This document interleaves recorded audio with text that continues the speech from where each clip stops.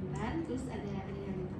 Lalu ada satu lagi teman saya yang berhalangan hadir karena izin karena suatu kendala, namanya Zahra Aulia.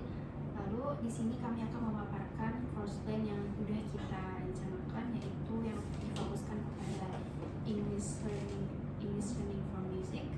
Dan untuk bagian latar belakang, tujuan course plan dan juga target peserta akan dijelaskan oleh teman saya, yaitu Rifka Haliza. Jadi dalam course ini kita akan mengambil English learning from music and lyric. Course ini tuh bertujuan untuk belajar bahasa Inggris melalui lirik yang terdapat di dalam lagunya. Terus untuk mendalami pesan dan gaya bahasa yang terdapat di dalam lirik. Terus target dari course ini itu menuju pada anak-anak SMA yang tertarik atau ingin meningkatkan skill bahasa Inggris, ya terkhususnya untuk konteks musik dan lirik. Selanjutnya akan dijelaskan oleh Arifin. Lalu untuk struktur pengajaran ini dilakukan dalam waktu 8 minggu atau 8 kali pertemuan. Di minggu pertama kita akan menjelaskan atau pengenalan musik untuk belajar bahasa Inggris. Kita akan mengenalkan kosakata umum yang sering digunakan dalam bahasa Inggris dan juga mengenali kepada peserta didik genre-genre apa aja yang populer yang biasa digunakan dalam lagu bahasa Inggris. Terus di minggu kedua itu peserta diminta untuk memahami lirik yang terdapat dari lagu bahasa Inggris, yaitu peserta diminta untuk menemukan arti lirik dari lagu-lagu yang sederhana terlebih dahulu, lalu mengidentifikasikan kata atau frasa yang sering ditemui di lagu tersebut. Lalu di minggu ketiga itu menganalisis makna dan tema dalam lirik. Peserta diminta untuk menyimpulkan pesan apa yang tersirat dalam lagu tersebut, lalu mendiskusikan tema apa yang terdapat dalam lagu tersebut, entah itu tema lagunya sedih, ceria, dan lain sebagainya. Lalu di minggu keempat itu menganalisis gaya bahasa yang terdapat dalam lirik lagu. Jadi peserta diminta untuk menemukan perumpamaan atau metafora apa yang terdapat, metafora simpel yang terdapat dalam lirik lagu tersebut. Lalu peserta akan disuruh untuk mendiskusikan bagaimana kata-kata figuratif itu tuh bisa meningkatkan daya tarik dalam suatu lagu penggunaan kata-kata figuratif tersebut. Terus minggu kelima itu menganalisis emosi dalam lagu. Jadi peserta diminta kita pengajar akan mengenali emosi yang terdapat dalam lagu-lagu tersebut. Emosi dalam lagu-lagu kan berbeda ya setiap genrenya. Terus juga setelah itu peserta diminta untuk berdiskusi untuk menggambarkan emosi apa yang terdapat dalam lirik lagu tersebut. Lalu di minggu ke-6 itu menganalisis bagaimana melodi dan arti lirik itu tuh saling mendukung untuk dalam pemahaman makna dalam suatu lirik lagu. Terus minggu ke-7 itu ada praktek mendengarkan dan menyimak. Praktek mendengarkan, jadi peserta itu tuh disuruh untuk mendengarkan suatu lagu, lalu menyimak kata atau frasa apa saja yang sulit dipahami dalam di lagu tersebut. Lalu di minggu ke-8 itu review pembelajaran yang telah dilakukan selama pertemuan sebelumnya. Lalu kita kayak mengevaluasi apa saja kekurangan dari course plan tersebut. Terus ada tugas evaluasi akhir. Seperti itu. Selanjutnya ada metode pembelajaran, di mana di course ini kita ada 3 metode pembelajaran, yaitu interactive learning, project based learning, dan blended learning, di mana peserta berdiskusi secara kelompok dan menganalisis suatu lirik di dalam musik yang lagi populer. Terus yang terakhir juga kita mengadakan pembelajaran secara daring, di mana kita mengirimkan suatu video, artikel, dan tugas secara daring untuk menjaga fleksibilitas dalam satu pembelajaran lebih baik. Nah, selanjutnya itu ada tugas dan evaluasi. Ini bertujuan untuk mengasah kemampuan berbahasa Inggris peserta dan juga keterampilan menulis lirik. Lalu untuk tugas mingguannya itu kita bakalan nyuruh peserta untuk menulis sebuah lagu berdasarkan tema yang sudah kita tentukan. Misalkan temanya itu cinta.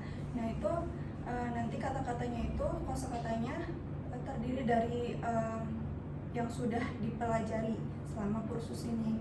Nah, itu nanti hasilnya itu didiskusikan kepada peserta lain juga, saling menilai apakah ini kosakatanya pada benar atau tidak.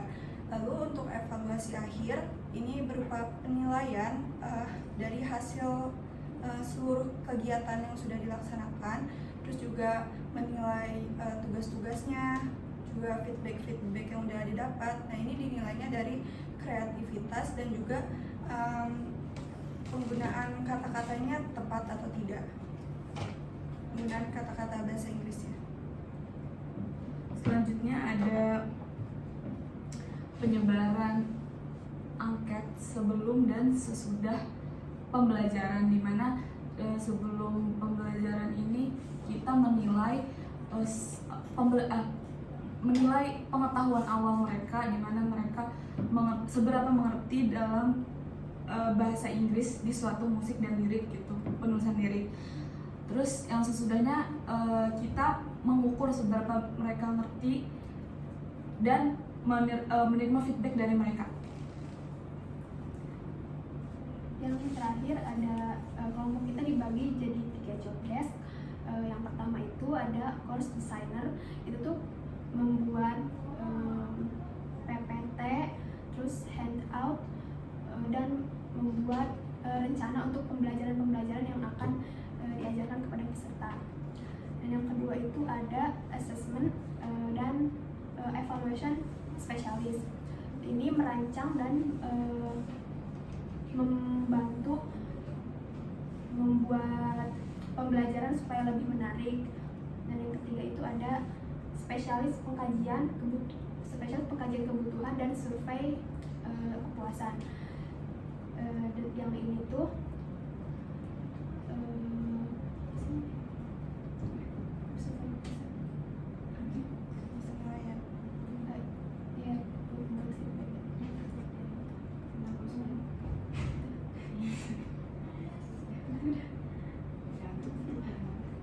jadi dapat disimpulkan kalau English Learning from Music itu sebagai salah satu cara belajar bahasa Inggris lewat musik, karena kebanyakan orang kan tahu bahasa Inggris tuh mereka dari musik. Jadi kita mikir kenapa kita nggak belajar lewat musik ini, tapi dengan metode-metode yang udah direncanakan, jadi kayak lebih mendalam gitu pembelajaran bahasa Inggrisnya. Gitu aja. Apa ya, cara kalian mengemasnya ini bagus ya, sesuai dengan yang saya butuhkan. Satu, keunikannya adalah kalian manfaatkan musik, tapi pembelajarannya bukan listening, karena orang banyak terjebak musik untuk listening, padahal bukan gitu, lagu itu bukan. Bahwa listening ya listening, salah satunya mungkin bisa dengan lagu, tapi itu hanya sedikit. Terus pada pronunciation-nya, pronunciation juga nggak terus bagus amat gitu kalau pakai lagu. Ketika mengemasnya, membuat aktivitas membahas lagunya, kemudian mengulik, ada pragmatiknya, ada apa tadi itu ilmunya kalian dapat dari mata kuliah apa itu? Semantik apa pragmatik dari LGBT. Terus kan saya juga pernah itu yang punya website Phoenix Training gitu, yang juga bisa sih jadi ya oke, berarti kalian berhasil ya memanfaatkan ChatGPT, bahwa yang saya cari adalah yang unik, yang sesuai, yang ini dilanjutkan ya, disusun temanya temanya udah oke, artinya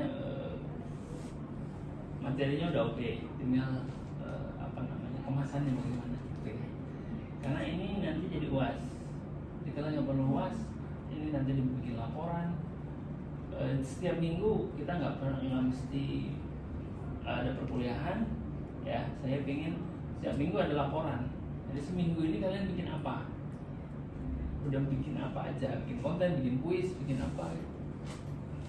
Terus hasil kalian chat dengan ChatGPT dikumpulkan. Promnya, saya butuh masukan tentang prom yang kalian buat. Di screenshot lah biar gampang gitu, screenshot promnya atau kalau ya terserah kalian gimana caranya.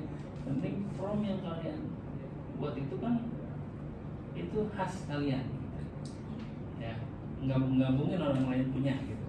Itu prom yang spesifik. Maka saya minta semua prom itu nanti dikumpulkan sebagai bukti keberhasilan. Ya mas, very good. Jadi itu sih langsung diterapin aja sih. Langsung diterapin aja. Langsung diterapin aja. Cari pesertanya kalau memang udah siap. Masih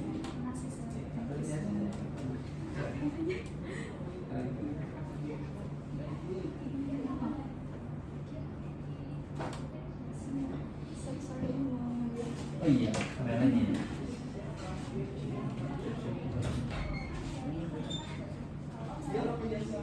Ada lagi Pak?